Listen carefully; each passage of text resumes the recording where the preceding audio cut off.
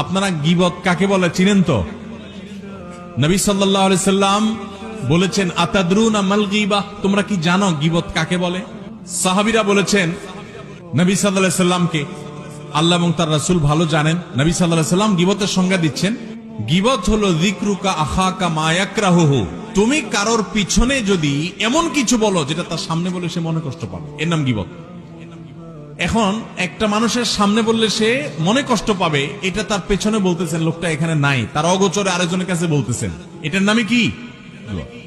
এখন যদি সেই দোষটা তার মধ্যে থাকে তাহলেও কি গীবত হবে? কি বলেন? গীবত হবে।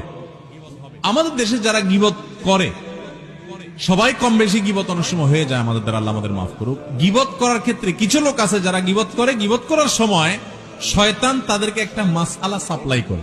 মাসআলাটা কি জানেন? মাসআলাটা হলো